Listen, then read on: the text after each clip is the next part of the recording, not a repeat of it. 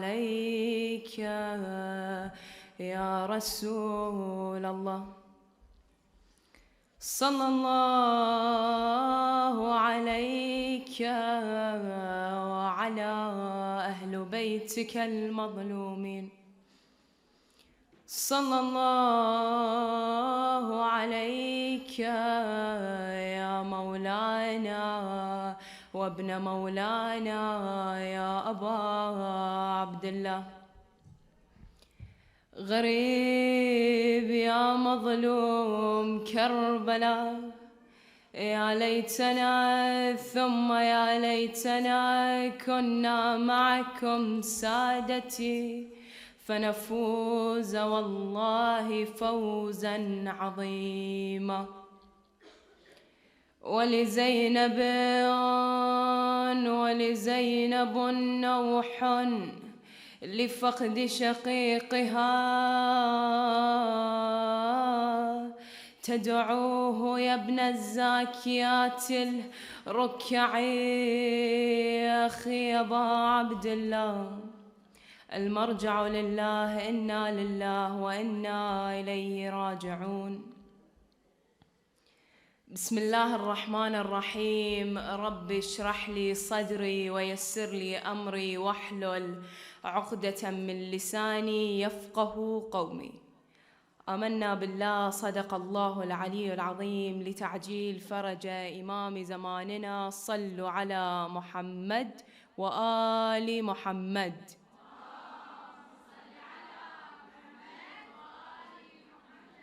قال الله تبارك وتعالى: إن تنصروا الله ينصركم ويثبت أقدامكم. زينب وما أدراك ما زينب، شبح امرأة في صحراء كربلاء. A shadow of a lady on the grounds of Karbala. She limped across.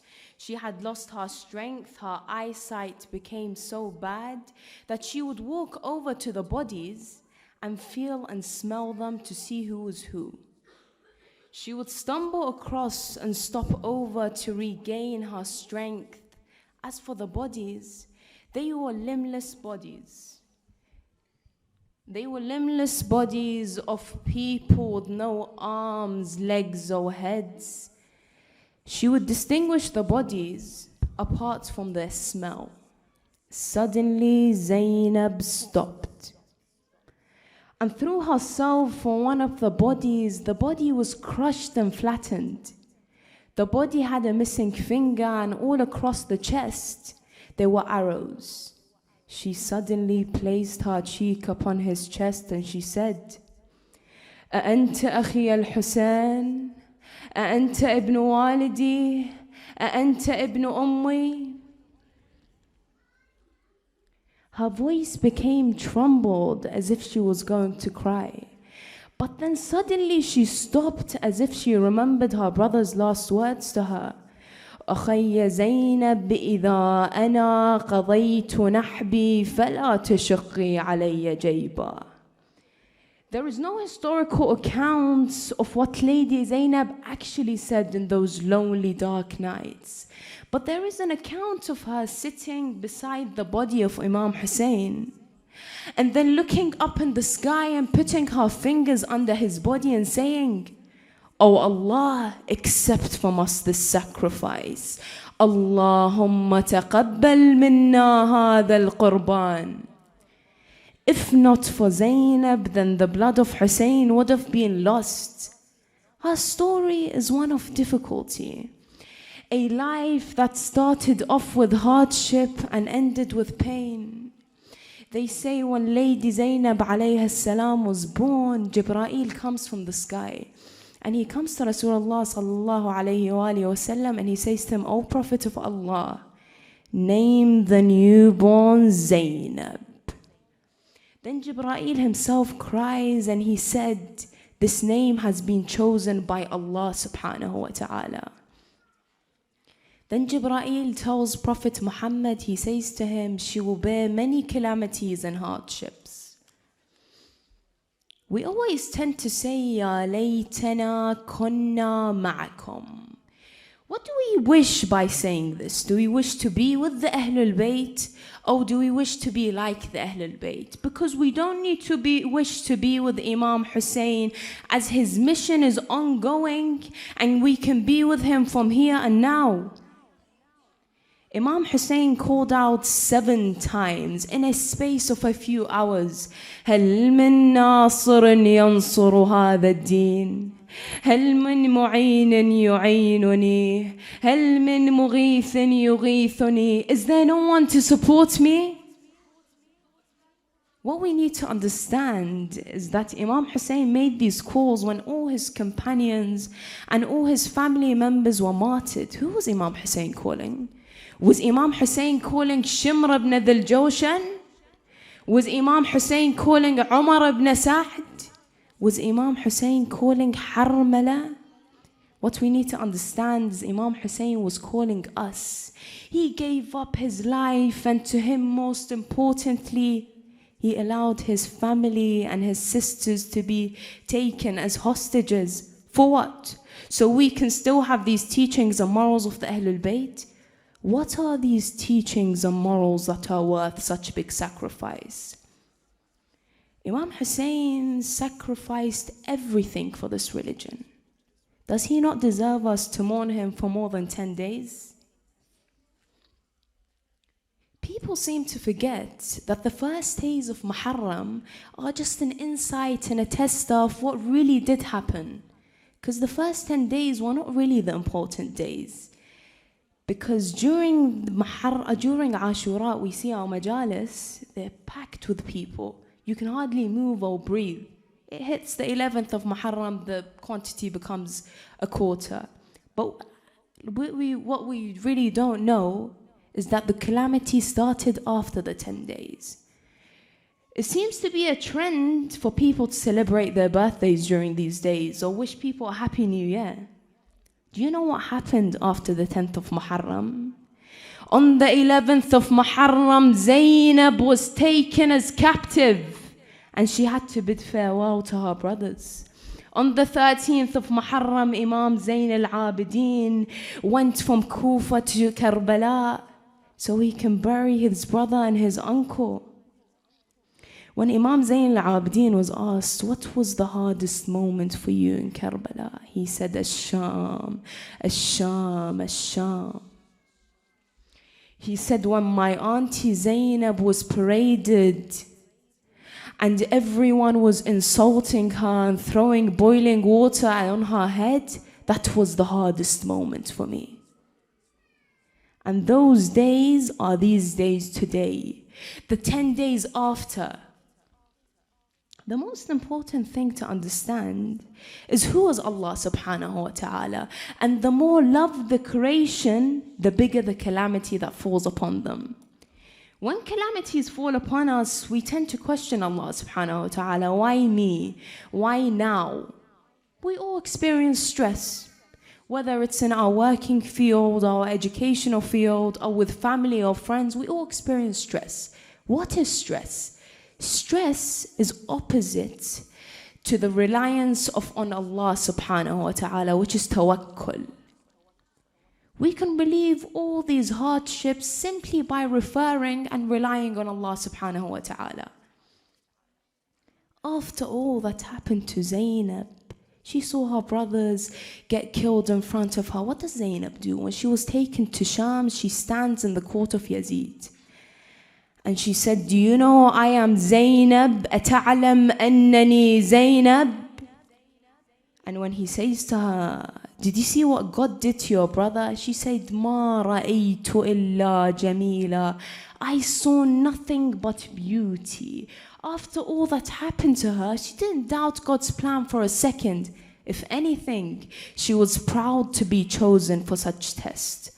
At the end of the day, Allah gives the hardest of battles to the strongest of soldiers. Another calamity that fell upon her on the night of Ashura, the tents were burnt. Zainab walks out of the tents in a pitch dark environment.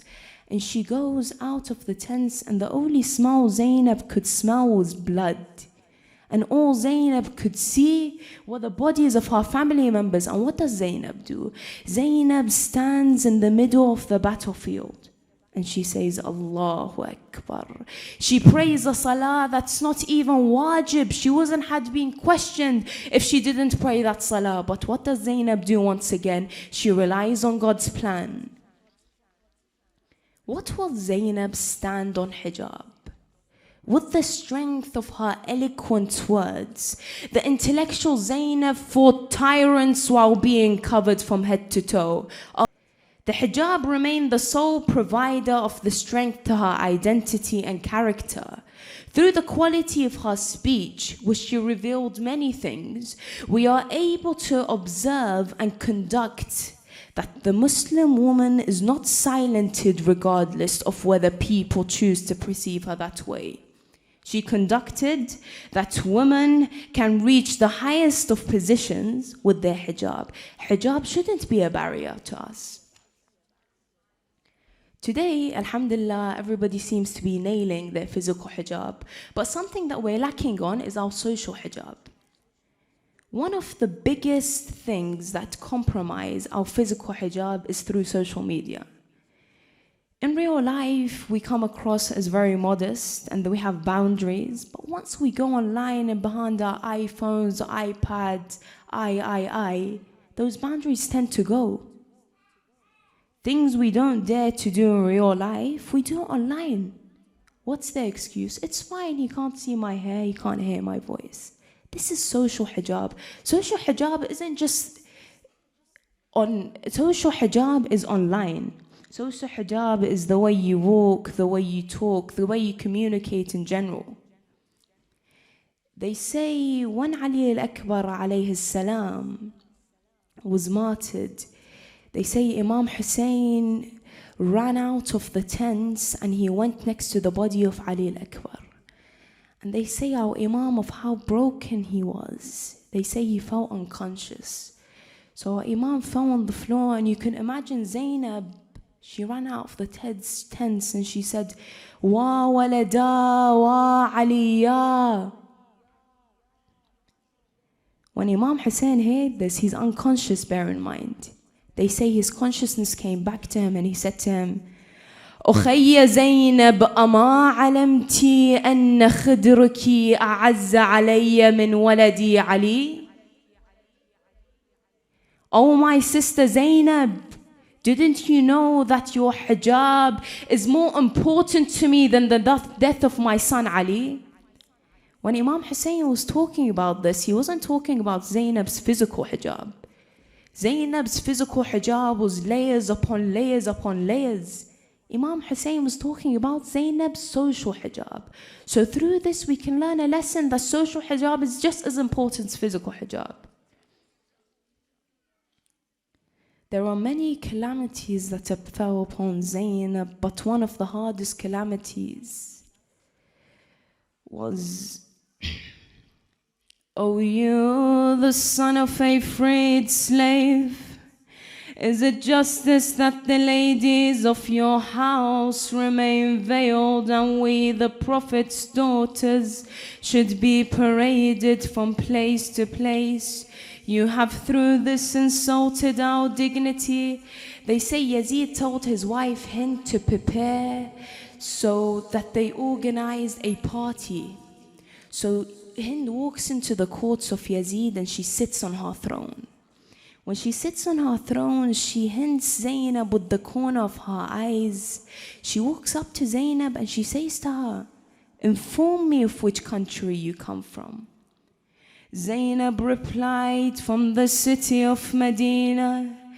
Then afterwards Hind said to her, when she heard the city of Medina, they say Hind descended from her throne and sat on the floor with Zainab. She said to her, and upon the residents of Medina, my best of salams, I would like to ask you about a family in Medina, the household of Ali ibn Abi Talib. They say then Hind looked at her and Zainab looked at her and she said to her, and where do you have the knowledge of this household from? She said, I was a maid in that household. Hind was a maid in the household of Zainab. She said, I would like to ask you about Hussein, his siblings and his children, and I would like to ask you most importantly about my mistress Zainab. She said, if you ask me about Abu Abdullah, then Abu Abdullah's head